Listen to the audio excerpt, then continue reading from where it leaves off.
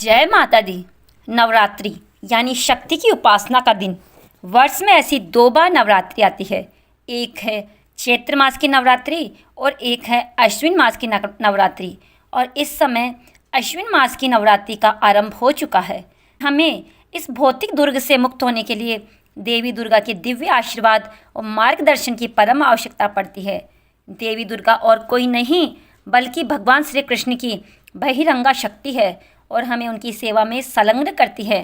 तो चलिए अश्विन नवरात्रि के 9 शुभ दिनों में हम प्रत्येक दिन की देवी दुर्गा माँ की सुंदर पौराणिक कथा का श्रवण करेंगे। माँ दुर्गा के 9 रूप है। माँ शैलपुत्री, माँ ब्रह्मचारिणी, माँ चंद्रघंटा, माँ कुष्मांडा, माँ स्कंद माता, माँ कात्यायनी, माँ कालरात्रि, माँ महागौरी और माँ सिद्धिदात्री। इनके अनुसार अश्विन नवरात्रि के प्रथम दिन देवी दुर्गा के जिस स्वरूप की पूजा की जाती है उनका अति सुंदर नाम है माता शैलपुत्री। जैसा कि शब्द से ही इंगित होता है कि माता शैलपुत्री पर्वतराज हिमालय की पुत्री है। यदि उनके आध्यात्मिक स्वरूप पर दृष्टि डाली जाए तो हम देखते हैं कि उनका वर्ण श्वेत है और वे श्वेत रंग के ही वस्त्र धारण करती है। उनके दाएं हाथ में त्रिशूल और बाएं हाथ में कमल का पुष्प सुशोभित है। माता शैलपुत्री वृषभ अर्थात बेल की सवारी करती है, जिसके कारण इनका एक प्रसिद्ध नाम वृषारूढ़ा भी है। तो चलिए सबसे पहले आज हम माता शैलपुत्री की कथा का श्रवण करते हैं। जैसा कि हम जानते हैं कि दक्ष प्रजापति की 60 कन्याएं थी। इनमें से सती नामक कन्या का विवाह दक्ष की इच्छा के विरुद्ध भगवान शिव से हुआ था। एक बार दक्ष प्रजापति ने एक महान यज्ञ का आयोजन किया तो उसमें भगवान शिव और माँ सती को छोड़कर सभी देवी देवताओं को आमंत्रित किया गया। जब सती को यह समाचार मिला तो वे अपने पिता के यज्ञ में जाने के लिए लालायित हो उठी। रुद्रदेव के मना करने पर भी सती नहीं रुकी और अपने पिता के यज्ञ में पहुंच गई। जब दक्ष ने सती के समक्ष ही भगवान शिव का अपमान किया तो उसे यह सहन नहीं हुआ और उन्होंने अपनी अग्नि में अपनी देह भस्म कर डाली। अपनी प्रिय पत्नी सती के वियोग में महादेव ने भी वैराग्य रूप धारण कर लिया और वे घोर तपस्या में लीन हो गए। इन्हीं दक्ष प्रजापति की एक और पुत्री थी जिनका नाम था स्वधा। इनका विवाह पितरों के साथ हुआ था। इन पितरों की 3 मानसी पुत्रियां थी, मेना, धन्या और कलावती। अब देखिए एक समय ऐसा हुआ कि तीनों कन्याएं भगवान विष्णु के दर्शन करने के लिए श्वेत द्वीप में पधारी और उसी समय 4 कुमार भी वहां पहुंच गए। इन चारों सिद्धगणों को देखकर वहां उपस्थित सभी लोगों ने अपने आसन से उठकर उनका स्वागत सत्कार किया, लेकिन पितरों की 3 कन्याएं अपने स्थान से नहीं उठी। यह देखकर चारों कुमार उन पर क्रोधित हो गए। उन तीनों का स्वर्ग से दूर होकर नर स्त्री बनने का श्राप दे डाला। इस अभिशाप को सुनकर तीनों कन्याएं उनके चरणों में गिरकर क्षमा याचना करने लगी। इन तीनों पर दया दिखाते हुए चतुष्कोण और इन्हें भिन्न भिन्न वरदान दिए। उन्होंने सबसे बड़ी कन्या मैना को पर्वतराज हिमालय की पत्नी और देवी पार्वती की माता बनने का वरदान दिया। दूसरी कन्या धन्या को महाराज जनक की पत्नी और देवी सीता की माता होने का वरदान दिया। तीसरी कन्या कलावती को व्रजभानु वैश्य की पत्नी और देवी राधा की माता होने का वरदान मिला।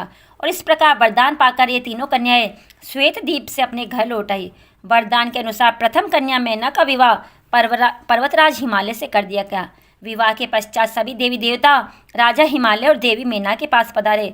उन्हें कठोर तपस्या देखकर देवी उमा को अपनी पुत्री में प्राप्त करने का अनुरोध करने लगे। और ऐसा इसलिए आवश्यक था क्योंकि उस समय सभी देवी देवता तारकासुर नामक राक्षस के कोप से त्रस्त हो चुके थे, जिससे केवल महादेव का पुत्र ही मार सकता था।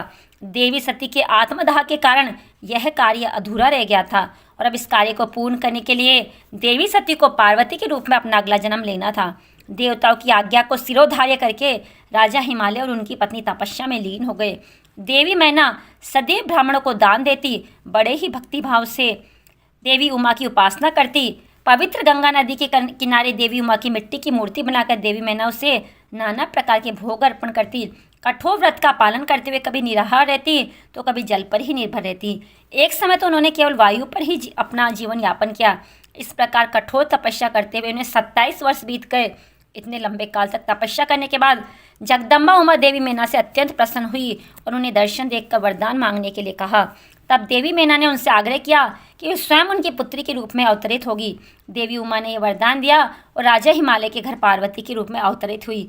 हिमालय पर्वतों के राजा थे और पर्वत को शैल भी कहते हैं, इसलिए पार्वती का एक नाम शैलपुत्री भी पड़ा। उनका एक अन्य नाम हेमवती भी है।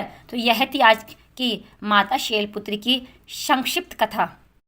आज प्रथम नवरात्रि के दिन माता शैलपुत्री की पूजा आराधना और उपासना की जाती है। उनकी पूजा करने के लिए इस दिन सुबह जल्दी उठकर स्नान आदि से निवृत्त होना चाहिए। इसके बाद विधि पूर्वक कलश स्थापना करें। माता शैलपुत्री का चित्र रखें। इसके बाद देवी को कुमकुम और अक्षत अर्पित करें। माता शैलपुत्री का स्वर्ण श्वेत है, इसलिए उन्हें सफ़ेद रंग के पुष्प अर्पित करना उत्तम रहेगा। इसी प्रकार उन्हें सफ़ेद रंग के मिष्ठान जैसे कि खीर और चावल भी अत्यंत प्रिय है। आज के दिन माता शैलपुत्री के इस मंत्र का जाप भी कर सकते हैं। वंदे वांछित लाभ चंद्रा कृत शेखरा वृषढम शूलधराम शैलपुत्रम यशस्विनी। भगवान शिव की नगरी काशी में माता शैलपुत्री का एक प्राचीन मंदिर है, जहाँ पर नवरात्रि के प्रथम दिन भारी भीड़ देखने को मिलती है। कहते हैं इस मंदिर में माता शैलपुत्री के दर्शन करने मात्र से श्रद्धालुओं की सभी इच्छाएं पूर्ण हो जाती है। माता शैलपुत्री को वाराणसी भी अत्यंत प्रिय है, इसलिए वे यहाँ सदा निवास करती है। तो ये थी चैत्र नवरात्रि के प्रथम दिन माता शैलपुत्री की कथा। अगर आपको ये कथा अच्छी लगी तो कमेंट बॉक्स में जय माता की अवश्य लिखें। आप सभी को नवरात्रि के व्रत की हार्दिक शुभकामनाएं। जय माता की।